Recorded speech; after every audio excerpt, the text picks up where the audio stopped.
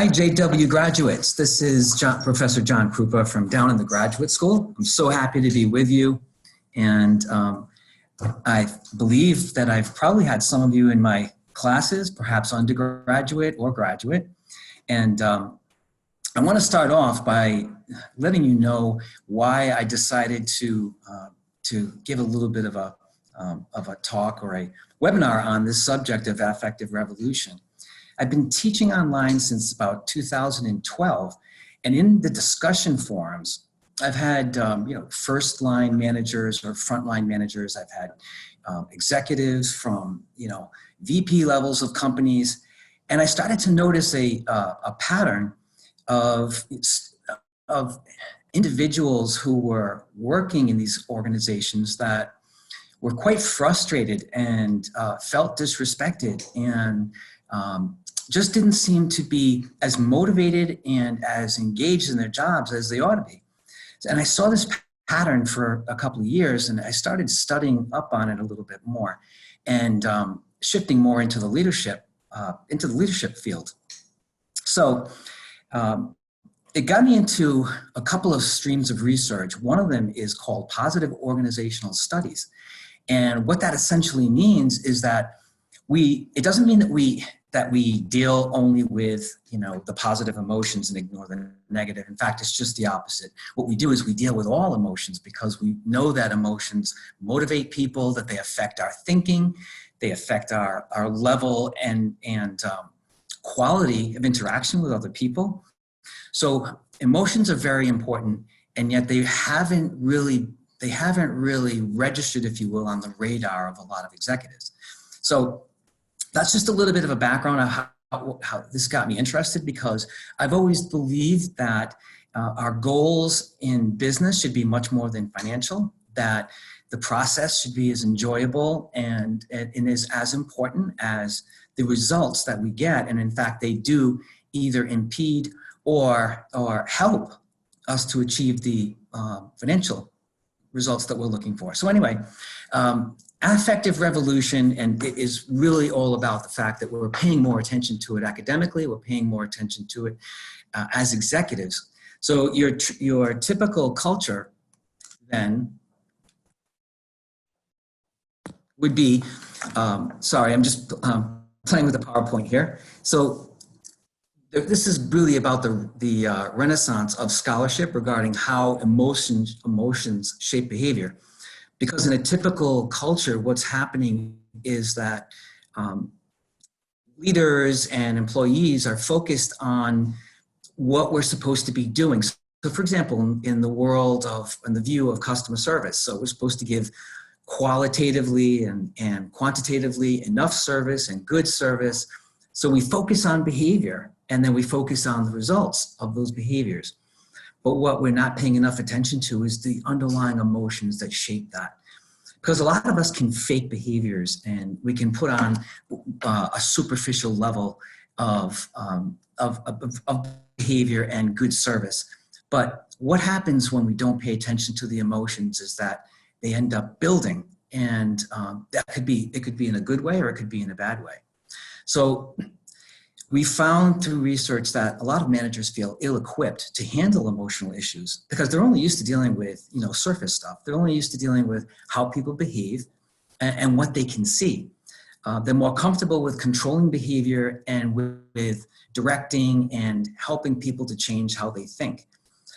So really what's happened is we haven't paid any attention or enough attention to what's going on underneath the surface. Okay. So here's a little quote. There is a quarter century of research that shows how people feel at work has a direct and powerful influence on how they perform. So this particular researcher is on the forefront of this whole piece, this whole emotional culture piece, and why it's so important. So I wanted to put that in there for you.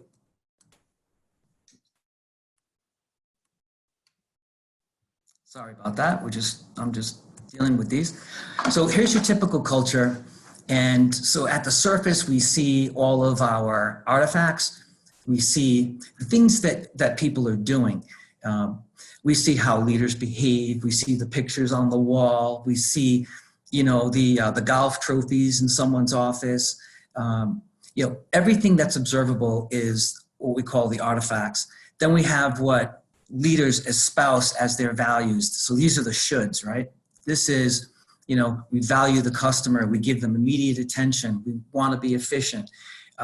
We want to keep our costs in line. Those are the things that they talk about. Sometimes these espoused values are real and sometimes they're not real. What I mean by that is we might say that we value employees and we value their growth and we value their voice, but in essence, our management styles and systems don't really back that up. So the espoused values can be different than the real values. So I just want to point that out. But those are still things that are talked about, and they tend to be seen in the collective behavior of leaders in organization. Then we have what's driving all of this, which are our mindsets and assumptions. So these are not directly observable, but yet this is where the root of the problem is.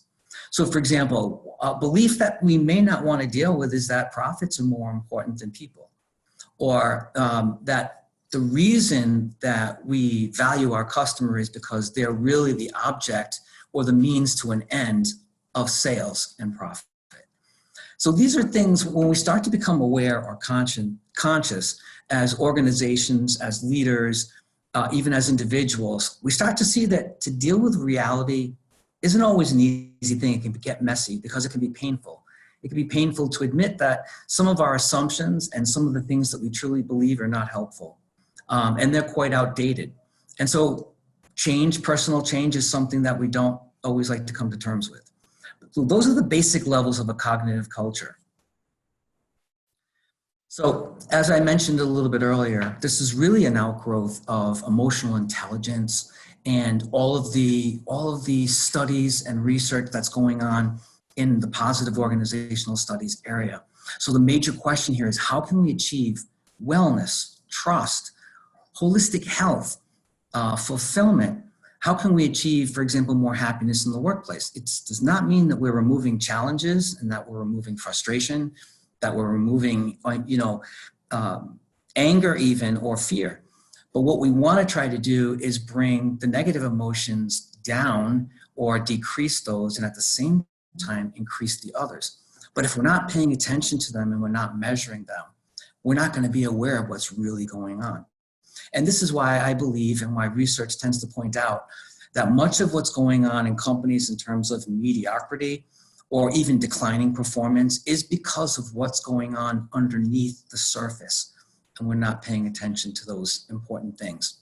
So positive psychology and positive leadership, positive organizations are really not so focused on eliminating problems as we are about bringing what we call positive deviations.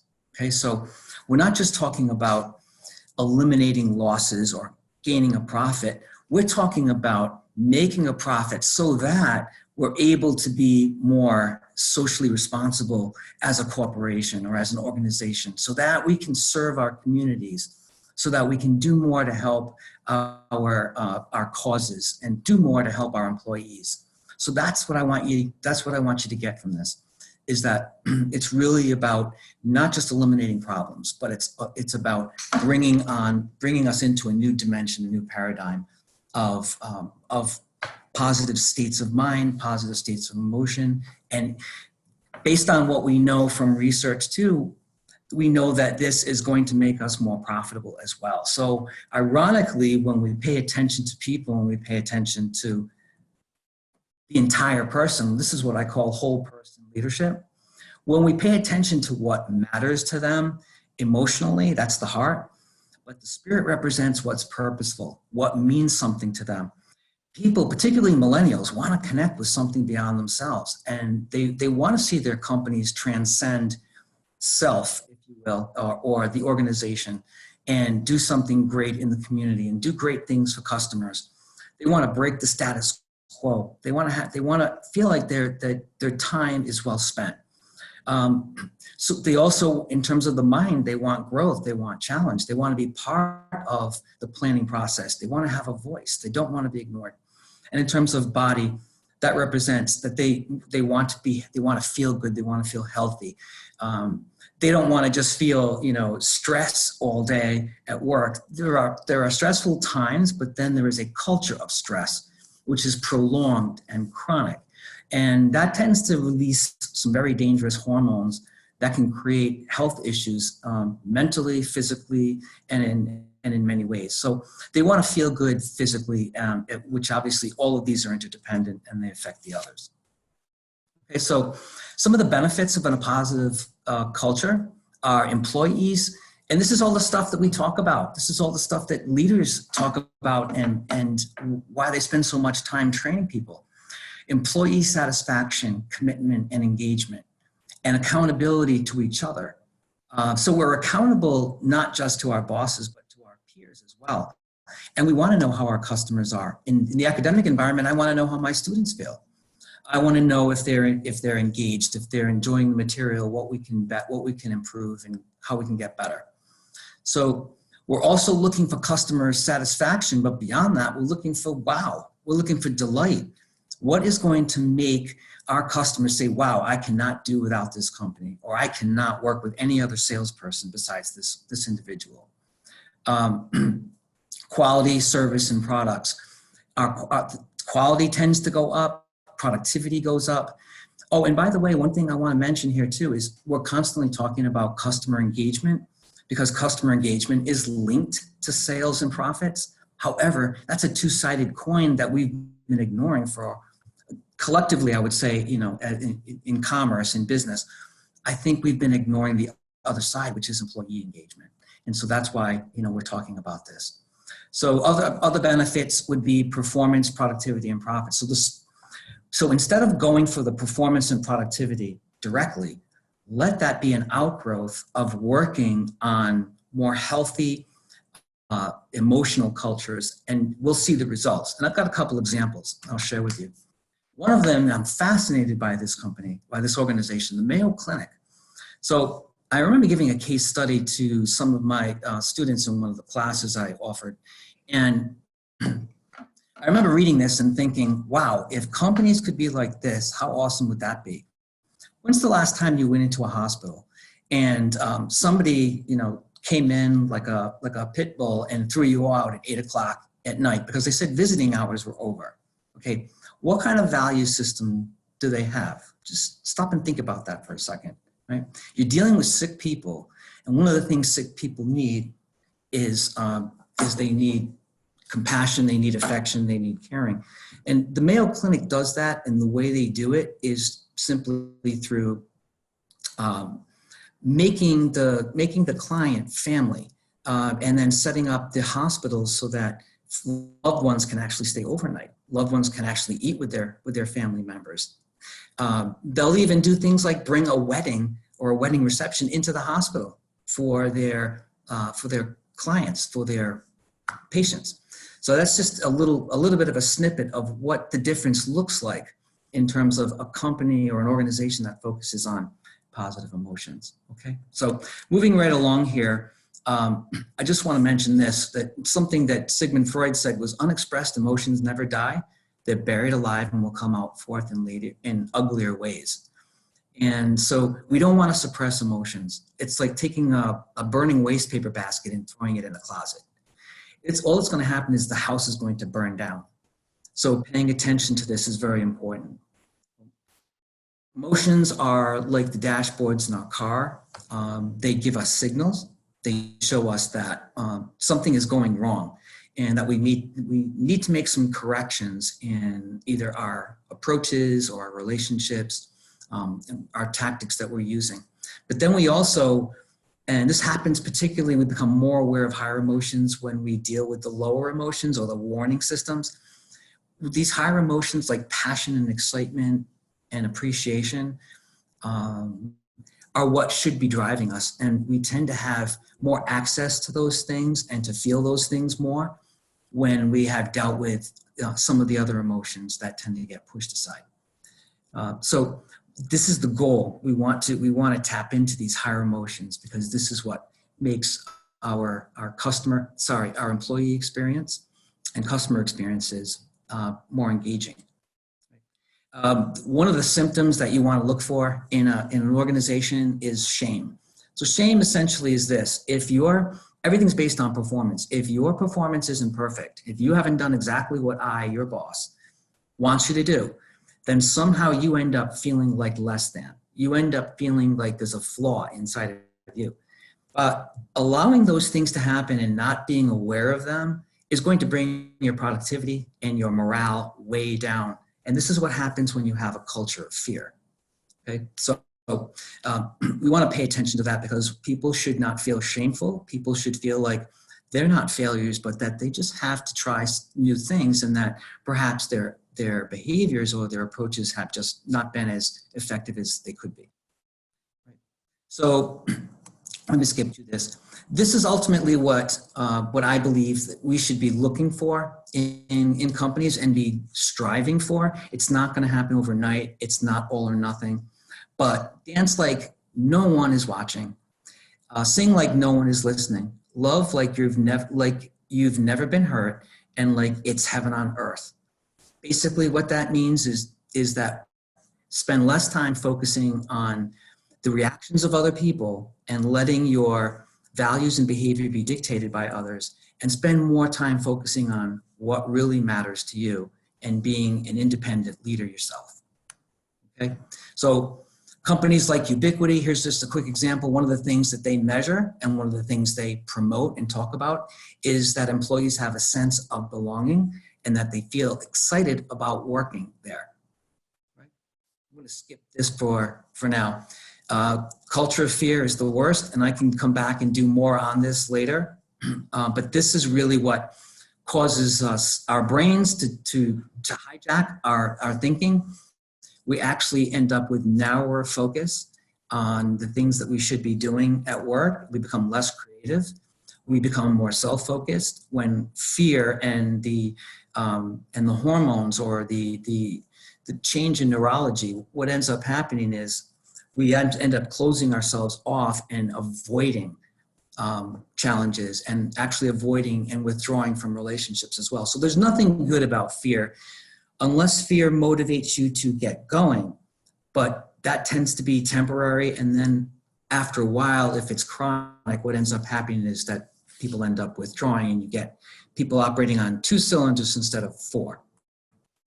All right, so here's a little poll for you. Which 2 of these emotions best describe most of your peers, most of the time, and in your work areas, in your department, in your teams, or whatever it might be? Which of these emotions best describe you? Let's take a minute and answer that, if you would.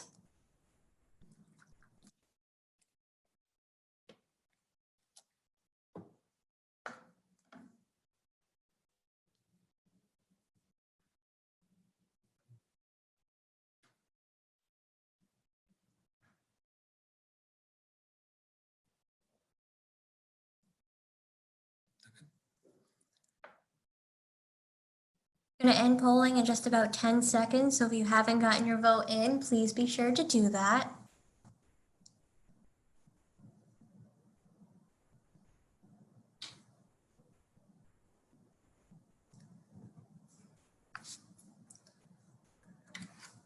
Okay, well, I'm happy to see gratification is up there.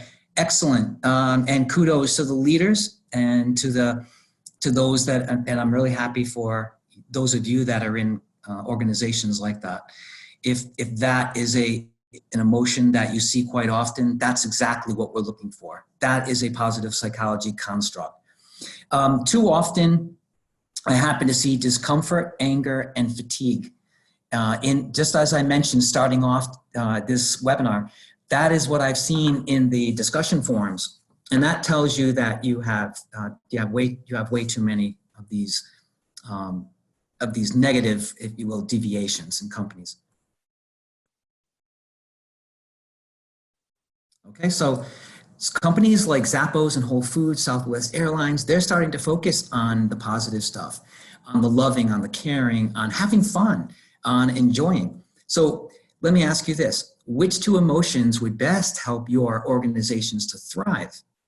So if you were to say, right, we want to actually thrive, we want to actually connect with each other, We want to be in a positive and a fulfilling state. Which two of these would be best?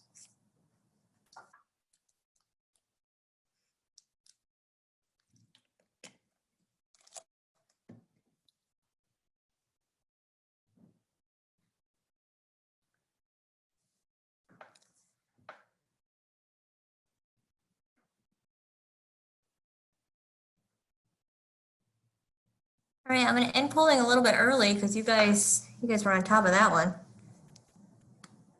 All right, interesting, huh? Look at this. You want more of the gratification. You want more strength.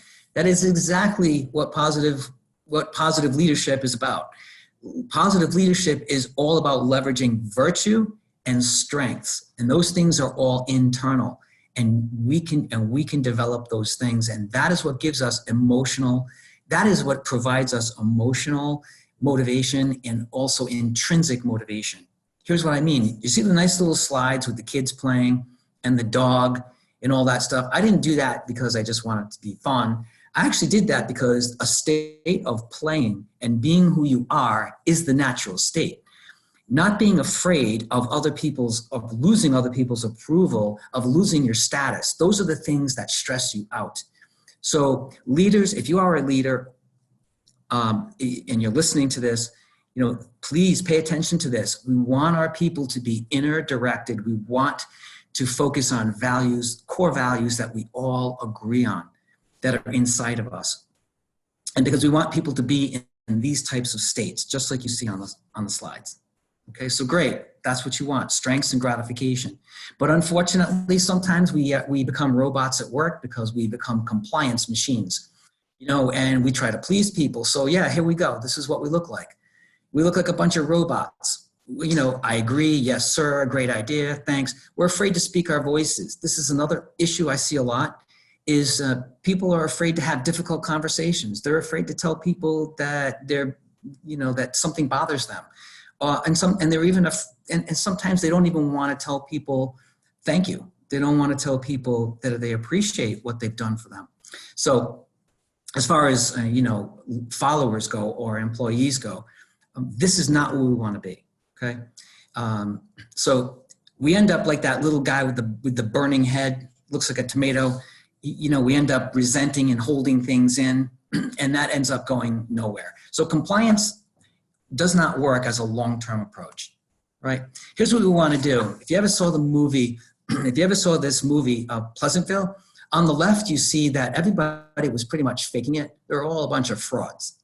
And they essentially went along with the culture. They went along with the way things were and really didn't pay much attention to themselves.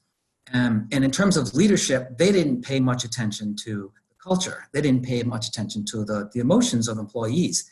Then on the right, you see that Bud is taking this assessment of the woman who is now seeing herself for who she is. So she's starting to become colored, if you will, real. You see her flesh. She's no longer black and white. She's no longer a robot. She's somebody that acknowledges and becomes aware of who she is, what she needs, what she wants, and what she feels. And this is what happens to the whole town if you watch that movie. They all start becoming human. They all start becoming real with each other. This is the essence of what we're talking about in terms of culture change, you guys. This is what's so important, okay? To get out of the fraud mindset, to start being real and becoming fully you, right? I won't talk about Vail Resorts. We really don't have time for that. And I'm happy to come back and talk more about any of these topics or about change, how we can change cultures to become healthier.